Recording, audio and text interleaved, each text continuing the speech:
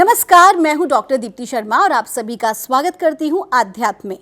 और आध्यात्म के इस खास सेगमेंट में, क्योंकि आज से हम एक नए पॉडकास्ट, एक नई सीरीज की शुरुआत करने जा रहे हैं जो है योग, आध्यात्म और ध्यान पर। और इसके लिए हमारे स्टूडियो में एक बहुत ही खास मेहमान है जिनका ब्रोशर मेरे हाथ में है। और सीरियसली गाइज, ब्रोशर पढ़ने के बाद, उनका इंट्रोडक्शन जानने के बाद तो मेरे होश उड़ गए और मैंने बहुत सारी बातचीत उनसे की आप तक उनको रूबरू कराने से पहले। लेकिन आपको बताना चाहूँगी कि 4 वेद, 18 पुराण, इसके अलावा श्री भगवत गीता, साधक संजीवनी, तत्व विवेचनी, पतंजलि योग, सांख्य योग, हठ योग, योग वशिष्ठ योग, प्रदीपिका, घेरन संहिता, अष्टवक्र गीता, इतना सारा अध्ययन उन्होंने किया है।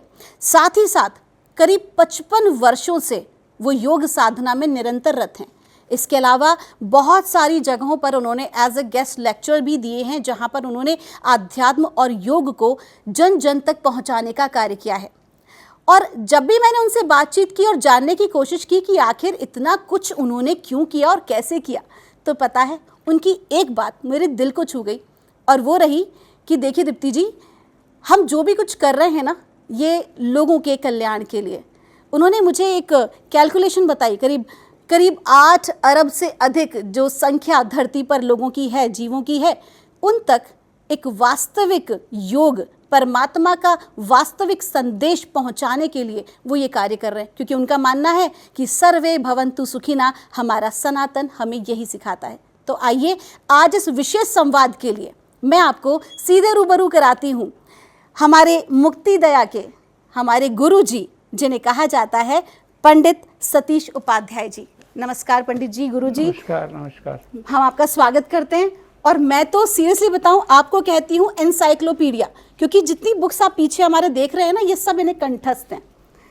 तो सबसे पहले मैं आपसे ये जानना चाहूंगी कि आज का जो हमारा ये कार्यक्रम है, जो पॉडकास्ट है, ये क्या विशेष है, क्या खास है? पहली बात तो अपन इसको संवाद कहेंगे आज। हाँ जी। क्योंकि आपके और मेरे बीच जो संवाद होगा जी, और जो शब्दों का दान मुझे मिलेगा वो ब्रह्म देगा जी, है ना जी। मैंने किसी प्रकार की आज के संवाद के लिए कोई तैयारी नहीं की है कि आप मुझसे क्या क्वेश्चन करेंगी और मैं क्या आंसर दूंगा, है ना। मेरा अपना ऐसा मानना होता है कि ठाकुर जी हमें शब्दों का दान देते हैं और हमें एज ए माइक यूज़ किया जाता है जी। तो आज जो कुछ बोला जाएगा वो मेरा अपना ज्ञान नहीं है ना। लोगों को भ्रम रहता है कि शायद वो अपना ज्ञान बांट रहे हैं, अपने ज्ञान की बात कर रहे हैं। नहीं, जब तक ठाकुर जी आपको शब्दों का दान ना दे तब तक आप एक शब्द भी नहीं बोल सकते। क्या बात है ना जी। तो अब मैं आपसे ये प्रार्थना करता हूँ कि आप अपनी सरस्वती माता से और मैं ब्रह्म से और मेरे ठाकुर से 2 सेकंड प्रार्थना करें कि आज हमें वो उन शब्दों का दान दे जिससे हमें 8 अरब 32 करोड़ 64 हज़ार लोगों को, जो विश्व में पॉपुलेशन है, उनका कल्याण हो। क्योंकि जो शब्द बोले जाते हैं वो शब्द कभी भी ख़त्म नहीं होते जी। उनका प्रभाव जीवन में लोगों के बरसों बरसों तक रहता है। जैसे जो गीता बोली गई थी, उस गीता का प्रभाव आज भी है, उन शब्दों का प्रभाव आज भी है। इसलिए हम ठाकुर जी से प्रार्थना करेंगे कि हमसे जो शब्द आज बुलवाएं वो विश्व के कल्याण के लिए बुलवाएं। तो अगर आपने जो मुझसे बात कही, अगर हम दर्शकों से ये कहें, कहना अतिशयोक्ति नहीं होगी, जैसा कि क्वांटम फिजिक्स में भी कहा गया है, हम मॉडर्न साइंस की बात करें तो क्वांटम फिजिक्स कहता है कि जो भी कुछ आपके यहाँ से निकलता है, आपकी जो साउंड वाइब्रेशन निकलती है, वो यूनिवर्स में हर एक स्टार पर जाती है और वो हमेशा एग्जिस्ट करती है। इसीलिए कहा जाता है कि पॉजिटिव बोलें और साथ ही साथ जो मंत्रों की शक्ति है वो भी ऐसे ही काम करती है। तो इसका मतलब गुरु जी, अगर मैं यूँ कहूँ कि जितने भी लोग हमारे इस कार्यक्रम को देख रहे हैं, क्या वो भी हमारी तरह ही प्रार्थना कर सकते हैं सो दैट कि वो भी डिवाइन के साथ कनेक्ट हो सके? बिल्कुल। जैसे जो भी हमारा प्रोग्राम देख रहा है, पहले तो आप देखिए बोला किस भाव में जाता है और सुना किस भाव में जाता है जी। तो जिस भाव में हम बोलेंगे, मतलब जो बोलने की प्रक्रिया है वो 3 गुणों से संबंधित है, सतोगुण, रजोगुण, तमोगुण जी। जो सुन रहा है वो किस भाव में सुन रहा है, सतोगुण, रजोगुण, तमोगुण जी, है ना। जैसे महात्मा बुद्ध ने एक बार एक बात बोली, 3 लोग सुनने वाले बैठे थे, उनने अपने अपने भाव से उसका अर्थ निकाला जी, है ना। उन्होंने बोला जाइए अपना काम कीजिए, आखिरी काम कीजिए। अब 3 लोग कौन थे? एक तो उनके शिष्य थे, एक चोर था, एक वेश्या थी। तीनों के भाव अलग अलग थे। तो जो शिष्य ने सुना उसने तो ये सुना कि मुझे जाके आखिरी प्रार्थना करनी है और सोना है। चोर ने ये सुना कि आज तो गुरु जी का आशीर्वाद मिल गया तो बड़ी चोरी करनी है जी, है ना। और वेश्या ने सोचा कि यार आज तो गुरु जी का ही आशीर्वाद मिला तो कोई बड़ा ग्राहक मिलेगा। मतलब हम जो जिस भाव से बोल रहे हैं और जो जिस भाव से सुन रहा है उसको वही अर्थ मिलेगा। जाकी रही भावना जैसी, हरि मूरत देखी तिन तैसी, राइट? जी हाँ, बिल्कुल सही है। चलिए, तो आइए हम पहले माँ सरस्वती का मैं ध्यान करती हूँ जैसे कि आपका आदेश है। बिल्कुल। और मैं चाहूंगी कि जो हमारी ऑडियंस हमें देख रही है, सुन रही है, आप भी ध्यान करें। ओम घंटाशूलहलानि शंखमुसले चक्रं धनुसायकं हस्ताब्जै ददतिं घनन्तविलसच्चित्तांशुतुल्यप्रभां गौरी देहसमुद्भवां त्रिजगताम् आधारभूतां महा पूर्वामत्र सरस्वतीमनुभजे शुम्भादितैत्यार्द्रीम्। ओम श्री माँ सरस्वती नमो नमः। और हम अपने आप को पूरी तरह से माँ सरस्वती के चरणों में समर्पित करते हैं और अपने आप को एक माध्यम बनाते हैं कि माँ भगवती जिस प्रकार जो भाव हमारे भीतर आप सभी के कल्याण के लिए दे रही है, गुरु जी के मुख से निकलवा रही है, मैं उसके लिए पूरी तरह से तैयार हूँ। जी हाँ, देखिए अब आप जो सवाल करेंगी वो आपको पता नहीं है आपको क्या सवाल करना है ना जी। तो जो सरस्वती माँ आपसे सवाल कराएगी वो आप सवाल करेगी और जो मैं जवाब दूंगा मुझे भी पता नहीं है कि मुझे क्या जवाब देना है।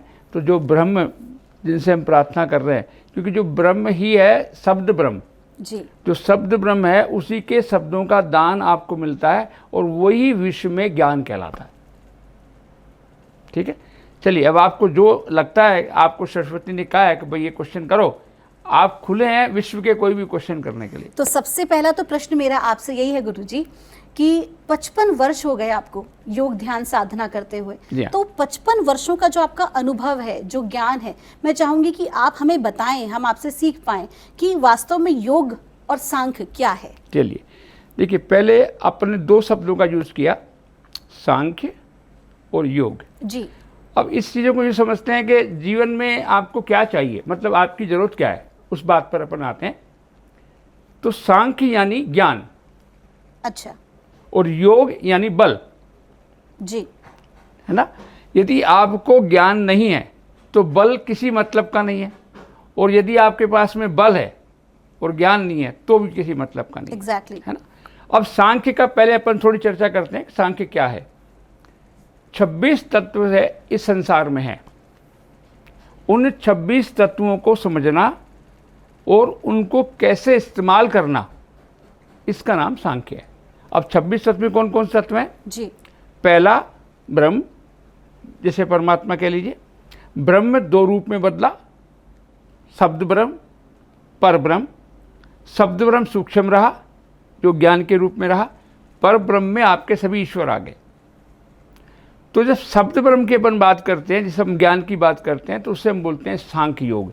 अब सांख्य में क्या है, सांख्य को समझेंगे तो बल आपको योग से प्राप्त होता है। जैसे आपने कहा योग क्या है, तो योग यानी वो बल जो आपको 3 प्रकार के बल देता है जी। शारीरिक बल, बुद्धि बल, आत्मबल जी। किसी भी व्यक्ति की कंप्लीट पर्सनालिटी के लिए ये तीनों योग, तीनों बल आवश्यक हैं। यदि ये 3 बल नहीं है तो आप अधूरी हैं। क्यों? क्योंकि आप में शारीरिक बल है और बुद्धि बल नहीं है तो किसी मतलब का नहीं है, और आप में शारीरिक बल है और बुद्धि बल है लेकिन आत्मबल नहीं है तो भी किसी मतलब का नहीं है। क्योंकि जो समय पर आपको जो डिसीजन लेना चाहिए वो आप अपने आत्मबल से लेते हैं जी। यदि आप में आत्मबल नहीं है तो भी आप जीवन में फेल होंगी जी। तो ये योग के जरिए आपको बल प्राप्त होगा। अब सांख्य योग क्या है? सांख्य क्या है? सांख्य मैंने बताया कि 26 तत्व आ गए जी। परमात्मा, आत्मा और 24 तत्व का ये शरीर। अच्छा, ये शरीर लोग बोलते हैं 5 तत्व का, नहीं, ये 24 तत्वों से बना हुआ है। कैसे इसकी फॉर्मेशन होती है? ब्रह्म से आत्मा निकली, ब्रह्म से ओम निकला, ओम से आत्मा निकली, आत्मा से महतत्व, महतत्व से मूल प्रकृति, मूल प्रकृति से अहंकार, अहंकार से मन, मन से बाद 5 ज्ञानेंद्रियां, 5 कर्मेंद्रियां, 5 तन्मात्राएं और 5 महाभूत शरीर जो मेरे सामने बैठा है, जो आपके सामने बैठा है। क्या बात है। तो ये 26 तत्वों की जानकारी, ये 26 तत्व हैं क्या, इनका उपयोग करना, क्योंकि ये शरीर जो है आपको एक प्रकार से उपयोग करने के लिए मिला है जी, है ना जी। अब अधूरा आपको ज्ञान क्या है, आप अधूरी चीज कैसे करती हैं? जैसे एग्जांपल के तौर पे आप यहां तक आई हैं तो किस चीज से आई हैं? वाहन, कार से आई है जी। चलो, कार में कितने गियर थे जिस कार को आप चला रही हैं? 6 गियर थे। 6 गियर। कितने गियर लगाए आपने? वहां से यहाँ तक 5 गियर। चलिए, अगर मैं कहूँ कि आपको एक ही गियर में आना पड़ता तो संभव नहीं था, है ना। इसी तरह जो आपका 24 तत्वों का शरीर है उसमें इतनी शक्तियां मौजूद हैं जिनमें से 4 शक्ति मात्र जीवन में आप काम में लेती हैं, बाकी जो शक्तियां हैं वो कभी आप काम में ही नहीं लेती। तो सांख्य आपको ये बताता है कि वो जो 24 तत्व की शक्तियां आपके शरीर में मौजूद हैं जी, उन्हें कामयाब होने के लिए आपके जीवन में सभी कामयाबी का मतलब समझिए आप, 3 उद्देश्य हैं आपके। पहला लौकिक सुख, मतलब इस संसार के सभी धन संपदा, स्वास्थ्य, अच्छे संतान, अच्छा सब कुछ आपके पास रहे, इसे हम बोलते हैं लौकिक सुख। ओके, ठीक है। पारलौकिक सुख मतलब मैं जब यहां से मरूं या मर जाऊं तो उसके बाद मैं स्वर्ग में जाऊं जी, ठीक है। तीसरा है उत्तम, उत्तम का मतलब मोक्ष जी, है ना। ये 3 के कारण हम इस संसार में आते हैं और ये सांख्य आपको बताता है कि इनकी पूर्ति कैसे होनी है। तो कैसे की जाए, कैसे से प्राप्त किया जाए? बिल्कुल, देखिए जैसे मैंने आपको बताया कि योग से बल प्राप्त होगा और सांख्य से ज्ञान प्राप्त होगा। और जो आपको मैंने संख्या बताई, जो इनको गिन करके बताई, इनमें एक एक में अलग अलग शक्तियां मौजूद हैं। जैसे आप करेंगे पंच तन्मात्राएं हैं तो पंच तन्मात्राएं शब्द, स्पर्श, रूप, रस और गंध जी, है ना। अच्छा, इन 5 का इस्तेमाल कैसे हो, आप जीवन में किस किस चीज़ को कैसे कैसे इस्तेमाल करती हैं। यदि आप पूर्ण रूप से इसको इस्तेमाल करेंगी तो निश्चित तौर से आपको ये 2, देखिए तीसरी जो चौथी है वो तो साधना और तप के साथ ही संभव है जी। बाकी 2 जो चीज़ें हैं, मतलब यहाँ लौकिक सुख, संसार के सभी सुख, और पारलौकिक सुख मतलब संसार के बाद जब आप नरक में जाएंगी, उसका भी कारण आप समझिए। 3 तरीके की चीज़ है। हमारे यहाँ जो सनातन धर्म का बेस है, जिन्हें पाँव कहा जाता है, पहिए सॉलिड चीज़ कही जाती है, वो 4 है, धर्म, अर्थ, काम और मोक्ष। देखिए मोक्ष को हम हटा देते हैं, धर्म, अर्थ, काम सबको चाहिए, मोक्ष भी चाहिए? नहीं, मोक्ष के लोग सिर्फ 4% है। मैं आपको बता दूं, भगवान ने गीता में कहा है कि इस रास्ते पर चलने वाले 1000 होंगे, उन 1000 में से एक पहुंचने वाला होगा, है ना। तो उसकी पॉपुलेशन पूरे विश्व में अगर दिखाने तो मोक्ष में 4% लोग तो कामना करते हैं और उसमें 1% ही सिर्फ मोक्ष को करता है, पहुंचता है। बाकी जो 3 है, धर्म, अर्थ और काम। तो धर्म, अर्थ, काम तो सबको चाहिए। अब धर्म क्या है? धर्म का मतलब है जिस वक्त जो आपका कर्तव्य है उस कर्तव्य को बिना भय और बिना लालच के करना धर्म है। आज हम जैसे यहाँ संवाद कर रहे हैं तो हम अपनी ईमानदारी से जो हम बढ़िया से बढ़िया संसार के लिए कर सकते हैं हमें करना चाहिए, ठीक है। ये भैया फोटोग्राफी का काम कर रहे हैं तो आज इनकी जो बढ़िया से बढ़िया फोटो खींचने का काम है इन्हें करना चाहिए। मतलब जिस वक्त जो व्यक्ति जो काम कर रहा है बिना भय और बिना लालच के, पूरी ईमानदारी से, निष्ठा के साथ, उसका नाम हमारे यहाँ धर्म रखा गया। जी। धर्म का मतलब आप भगवान की पूजा कर रही थी, गायत्री का मंत्र कर रही थी, वो नहीं है। हमारे यहाँ धर्म का कुल मतलब ये है कि जीवन में जो आपका कर्तव्य है बिना भय बिना लालच करने का नाम धर्म। जब आप धर्म करेंगे, जब आप कर्तव्य करेंगे, कोई काम करेंगे तो आपके पास में साधन आएगा, धन आएगा, संपदा आएगी, है ना। उस धन संपदा को कैसे इस्तेमाल करना है, कैसे उसका यूज़ करना है। जैसे आज समझो मेरे से कोई आदमी 20,000 कमा के गया और शाम को जाके उसने शराब पी ली, है ना।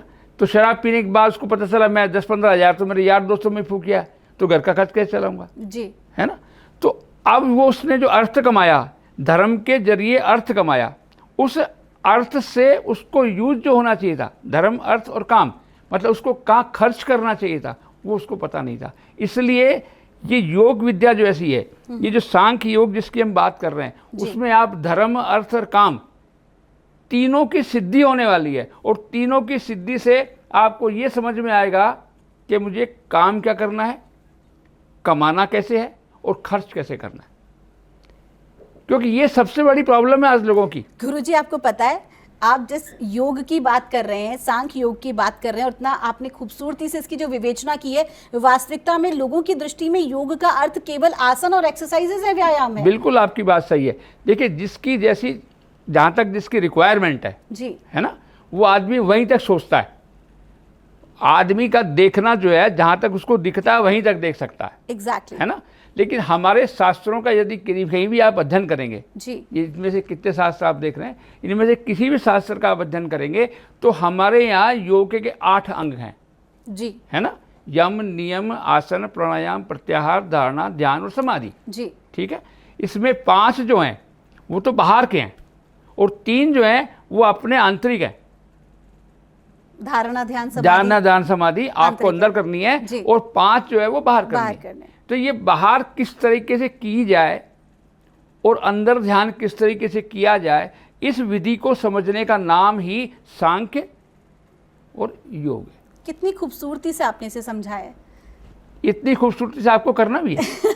नहीं, सीरियसली बहुत ही खूबसूरती से आपने समझाया। लेकिन एक बात मेरे जहन में आई, जैसे कि आपने जब तत्वों की बात की तब आपने कहा कि उसमें से कि आपके ईश्वर हैं, है ना, आपके भगवान हैं। हाँ। आपने कहा तो क्या जो मूल तत्व है, क्या भगवान उससे परे हैं? मैं आपको समझाऊं। देखिए, अपने शब्द बताए थे, अभी 2 चीज ऊपर ने बताई ब्रह्म की जी। ब्रह्म का एक बनाया शब्द ब्रह्म और एक बनाया पर ब्रह्म, है ना जी। तो पर ब्रह्म हो गया फॉर्म, रूप, है ना जी। और ब्रह्म का कोई रूप नहीं है, वो निराकार है। वो निराकार है जी। जैसे आपकी आत्मा का कोई आकार नहीं है। एग्जैक्टली। आपका शरीर अलग है, आपकी आत्मा अलग है। इसी तरह उस ओम के जो ओम बना, देखिए ओम क्या है।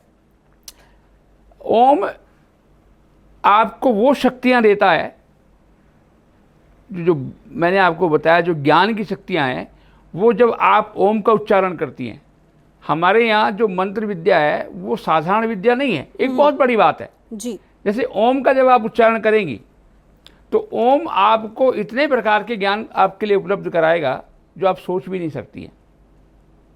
64 प्रकार का ज्ञान, मतलब संसार में धन कमाने के 64 प्रकार की विद्याएं हैं जो कृष्ण भगवान ने उज्जैन में जाकर के सीखी थी। तभी उन्हें कहते हैं कि 64 कलाओं से संपूर्ण है भगवान। जी हाँ, वो 64 कलाओं के जो बीज हैं, सीखने के जो बीज हैं, वो मात्र ओम बोलने मात्र से आप में अंकुरित होते हैं और उससे आपको उसकी ज्ञान की प्राप्ति होती है। बहुत खूबसूरत बात की। ये हमने बात करी संसारिक ज्ञान की। अब हम बात करते हैं बुक्स की बात। सारे वेद पुराण जितने भी हैं जी, इन सब का आधार, इन सब के बीज मात्र ओम में है। अगर यदि आप ओम को ही सिर्फ यूज करती हैं, सिर्फ ओम के बारे में ही करती हैं, तो ओम से आपको बीज रूप में सारा ज्ञान ऑलरेडी मौजूद रहता है। अब वो काम कैसे करता है वो भी मैं आपको बता दूं। ये हमारा शरीर आप देख रहे हैं। हाँ जी। इस शरीर की संरचना में आपने कभी नाम सुना होगा चक्रों का। हाँ जी, बिल्कुल। 7 चक्र। हाँ, राइट। देखिए वो 7 चक्र हैं क्या? वो 7 चक्र बेसिकली वो शक्ति के पॉइंट हैं जिन्हें ओम बोलने से वो वाइब्रेट होते हैं जी। उनके इर्द गिर्द जितना भी शब्द का भंडार है जी। देखिए उसमें 2 चीज है, एक शब्द है और एक नाद है ना जी। तो शब्द आप देखेंगे तो जितने भी अल्फाबेट्स हैं जी, वो आपके चक्रों के ऊपर हैं। उन्हीं जब आप ओम बोलते हैं तो वही जो चक्र के अल्फाबेट हैं वही अल्फाबेट सक्रिय होते हैं। जैसे कि सभी चक्रों के बीज मंत्र हैं, जैसे लम वम यम रम। जी हाँ, वो तो उसके बीज मंत्र हैं। लेकिन आप उस बीज का विस्तार करेंगे। जैसे आपने कोई बीज है तो एक बीज से आप आम का पेड़ लगाएंगे तो हजारों पेड़ लगेंगे। बिल्कुल। ऐसे ही संसार में उन्हीं बीजों में से जितना ये शास्त्र आप देख रहे हैं और विश्व में जितनी भी नाद, मतलब जितनी भी आवाज और जितना भी ज्ञान आप देख रहे हैं वो मात्र ओम से पैदा होता है। क्या बात है। तो इसका मतलब ओम साधे तो सब सधे। ज्ञान। क्या बात है। ज्ञान से, बल नहीं, बल सदेगा योग से। क्या बात है, व्हाट अ कॉम्बिनेशन। तो कैसे प्राप्त करेंगे, कैसे साधेंगे इसे? जी हाँ, देखिए ओम का अगर आप रोज जाप करते हैं ठीक है तो निश्चित तौर से आपको इस सांख्य योग का जो मैंने आपको बताया, तो सबसे पहले तो आप अपने शरीर को समझिए जी, और फिर उस शरीर को कैसे इस्तेमाल में लेना है, कौन कौन सी विधि से क्या क्या कर करके आप क्या क्या बन सकती हैं, क्या क्या उसको डेवलप कर सकती हैं। तो वो सांख्य का हिस्सा हो गया। और बल के लिए आपको जो 8 हमने बताए यंग उसके जो नियम, नियम आसन, यम नियम आसन, अगर उसकी हम बात करें तो उस पर आते हैं अपन, थोड़ा सा उस पर चर्चा पहले मैं जानना चाहूंगी आसन के बारे में कि आसन क्यों जरूरी है लगाना? जी देखिए, पहले अपन आसन से बेटर अपन स्टार्ट करते हैं यम और नियम से, ठीक है, क्योंकि ये तीसरा अंग है आसन जी, है ना, यम नियम जी, आसन जी। तो पहले अपन बात करते हैं यम की कि यम है क्या, है ना, और क्यों जरूरी है। इस शरीर की आखिरी क्रिया अगर हम करें तो वो लोगों से व्यवहार करने का शरीर है ना। मतलब आप जो आज मुझसे बात कर रही हैं, मैं जो बात कर रहा हूं जी, ये व्यवहार आखिरी हमारे शरीर का, मतलब जो हम रियल में काम करते हैं, इसका नाम है दूसरों से व्यवहार करना। आपको आता है या नहीं आता है?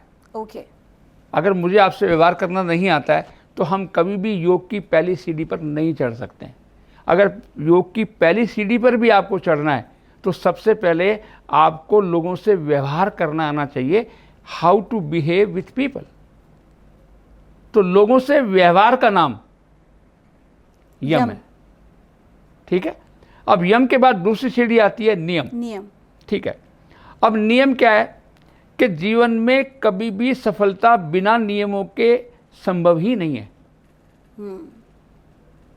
किसी प्रकार की भी आप सफलता जीवन में चाहती हैं तो निश्चित तौर से मान के चलिए कि उसके कुछ फंडामेंटल रूल्स होते हैं, फंडामेंटल नियम होते हैं, और उन नियम को हम फॉलो करते हैं। जैसे आज हमने एक डिसाइड किया कि हम आज संवाद करेंगे 2 बजे, जी, ठीक है। मैं भी 2 बजे तैयार था, आप भी 2 बजे तैयार हो गई। अब समझो आप आई शाम को 6 बजे नियम तोड़ के, तो क्या संवाद होता? संभव ही नहीं है, नहीं होता। तो हम इसे अनुशासन कह सकते हैं आम भाषा में? बिल्कुल। देखिए, नियम जो है, नियम का मतलब क्या है? आप कभी कभी फास्ट करती हैं? हाँ जी, उपवास रखते हैं। उपवास करती हैं, तो क्या उस दिन आपके घर में खाना नहीं होता है? होता है, होता है। खाने को तो खाना है, लेकिन आपने आज नियम लिया कि मैं नहीं खाऊंगी। जी, वो दृढ़ता, वो संकल्प लिया है। हाँ, तो ये नियम जो है ये आप में दृढ़ता और संकल्पता बढ़ता है मन के अंदर, और आपका मन जब मजबूत बनता है तो संसार के सभी काम मन की सफलता के कारण सफलता आपको प्राप्त होती है। तो अगर मैं यूं कहूं कि जैसे हमारे भीतर जो इच्छा शक्ति, क्रिया शक्ति, ज्ञान शक्ति है, क्या वो इसी से जागृत होती है? सब कुछ नियम से ही जागृत होगी, क्योंकि जब तक आप में नियम निभाने की बात नहीं आएगी, जब तक आपका मन मजबूत नहीं होगा, तब तक आप जीवन के किसी भी क्षेत्र में कामयाब नहीं हो सकते। तो इसका मतलब कॉन्फिडेंस के लिए सबसे पहला सूत्र कि आपको विल पावर स्ट्रॉन्ग करनी है, यम और नियम। हाँ, जी। अब बात आती है आसन की। जी, देखिए, आसन को आज जो लोग जिसको योग मानते हैं, जी, है ना, पूरे विश्व में जब भी आप देखेंगे कोई योग की बात करेगा तो 90% शायद लोग आसन की बात करेंगे। एग्जैक्टली, व्यायाम और आसन की बात करें। हाँ जी। आसन निश्चित तौर से एक शरीर को संचालित करने के लिए एक माध्यम हो सकता है जी, लेकिन वो कंप्लीट नहीं हो सकता है। हम अगर पूर्ण रूप से जीवन की सफलता चाहते हैं और लौकिक सुख सभी चाहते हैं तो खाली आसन से संभव नहीं है, एक बात। दूसरी बात, आसन का मतलब ये है कि हम किसी अवस्था में स्थिर बैठ सकें, उस लिए वो सारी प्रक्रियाएं की जाती हैं। मतलब अच्छा, मैं आपको समझा दूं, जैसे मैंने कहा आपको हाथ यूँ कीजिए, पाँव यूँ कीजिए, सर को यूँ कीजिए, इसको यूँ कीजिए, तो बेस जो हमारा है वो बैकबोन है, रीढ़ की हड्डी है ना। उस रीढ़ की हड्डी को सीधा करके 48 मिनट बैठ सकते हैं, जिस पोज में, जिस विद्या में, जिस तरीके से आप बैठ सकती हैं, उसका नाम बेसिकली आसन है। क्योंकि जब तक आप स्थिर नहीं होंगी तो आपको योग का किसी प्रकार का लाभ मिलने वाला नहीं है। अगर योग का लाभ आपको समझना है और आसन करने हैं तो जितने भी आप आसन कर रही हैं, उन आसनों का जो लास्ट डेस्टिनेशन है वो ये है कि आप किसी भी एक आसन में स्थिर होकर के 2 घड़ी का मतलब 48 मिनट, 24 मिनट की एक घड़ी होती है, तो 2 घड़ी मतलब किसी भी आसन में आप बैठने की प्रक्रिया में आ सकती हैं। क्योंकि जब आप ध्यान करेंगी तो ध्यान में आपको स्थिर होकर के बैठना पड़ेगा, तो वो ध्यान की शुरुआत आसन है। तो आसन में जब आप बैठेंगी तब आपका ध्यान संभव हो पाएगा। इसलिए आसन को मात्र आप ये ना समझें कि आप जो आज देख रही हैं हाथ हिलाइए, पाँव हिलाइए, लेकिन उसका आखिरी डेस्टिनेशन क्या है? आखिरी डेस्टिनेशन इसका एक बार में स्थिर होकर, स्थिर कौन कौन होना चाहिए?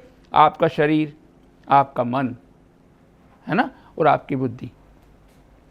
क्रिया, मन और वाणी, तीन से क्रिया करते हैं हम जी, है ना। मन से विचार करते हैं जी, वाणी से उसको व्यक्त करते हैं और इस शरीर से करते हैं जी। ये तीनों चीज़ों को संगठित होकर के किसी एक आसन में बैठना जिसमें ये स्थिर रह सके जी, उसी का नाम आसन। क्या बात है। जैसे कि कई बार ऐसे योगी जन कहकर गए हैं कि निद्रा दृढ़ और आसन दृढ़, हाँ, वही साधक बन सकता है। वही साधक बन सकता है जी। तो बहुत ही अच्छी जानकारी हमें आपसे प्राप्त हुई, लेकिन चूंकि कार्यक्रम का जो समय है ना वो बहुत ही नियत है, तो आपके साथ जो पॉडकास्ट है, जो संवाद है, हम जारी रखेंगे पार्ट 2 में भी। जैसा कि आपने बताया कि गीता में जब भगवान श्री कृष्ण ने उपदेश दिया था अर्जुन जी को, वो भी 48 आवर्स का था। जी हाँ, देखिए आपको मैं समझाता हूँ। जो गीता का उद्देश्य, गीता में जो है अर्जुन ने 17 सवाल किए हैं जी, और भगवान कृष्ण ने उस गीता को 2 घड़ी में, जी, क्योंकि हमारे यहाँ शास्त्रों में आप देखेंगे तो 2 घड़ी का बड़ा महत्व है जी, तो वो 2 घड़ी में ही गीता बोली गई है जी। तो वही उसी तरीके से 2 पार्ट में हम अपने आज के इस एपिसोड को लेने वाले हैं। तो पहली घड़ी यानी कि पहला पार्ट हम आज यहीं पूर्ण करते हैं और हम आपसे मिलेंगे हमारे अगले एपिसोड में। आपका बहुत बहुत धन्यवाद Pandit ji. Thank you so much Guru ji for coming in our show, और हम इसे कंटिन्यू रखेंगे। आप सभी ऑडियंस का बहुत बहुत धन्यवाद। नमस्कार।